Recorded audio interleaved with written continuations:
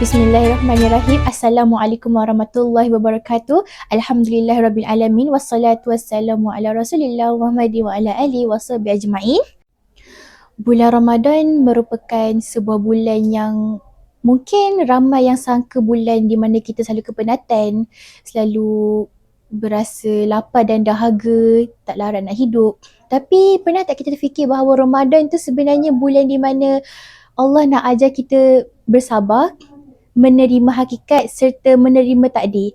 Dan bulan Ramadan ini juga bulan di mana kita harus menahan lapar dan dahaga, bukan saja lapar dan dahaga, malah berpuasa daripada melakukan larangan-larangan Allah, dan anggota badan kita digunakan untuk melakukan kebaikan seperti berzakat, bersedekah, membantu orang lain dan menjadi yang terbaik untuk semua umat. Banyak benda yang kita boleh lakukan di bulan Ramadan, terutama sekali tadarus di masjid, dan seperti yang saya cakap tadi, berzakat dan lain-lain. Bulan Ramadan juga merupakan bulan di mana kita boleh belajar untuk mengubah diri kita menjadi lebih baik, iaitu penghijrahan seseorang. Istiqamah. Istiqamah bukan bermakna kita harus melakukan sesuatu ibadah dengan secara berterusan, tetapi ia bergantung kepada niat kita untuk terus berubah menjadi lebih baik. Walaupun terkadang kita tertinggal solat ataupun tertinggal puasa, benda itu masih boleh diperbaiki dan itulah dinamakan sebagai istiqamah. Itulah yang kita harus lakukan di bulan Ramadan, iaitu mengubah diri kita untuk menjadi lebih baik. Daripada zero to hero, daripada kosong menjadi lebih baik.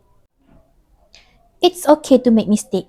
Kerana bulan Ramadan ni bukannya bulan di mana kita ditekankan untuk menjadi seorang mukmin yang tidak melakukan dosa. Semua orang melakukan kesilapan, tapi bergantung kepada kita untuk menjadikan kesilapan itu sebuah pengajaran ataupun biarkan ia menjadi sebuah cerita yang tidak terungkap dan tidak mengubah diri kita. Lalu, apakah selain daripada istiqamah, apakah lagi makna bulan Ramadan bagi kita? Bulan Ramadan adalah bulan di mana kita memahami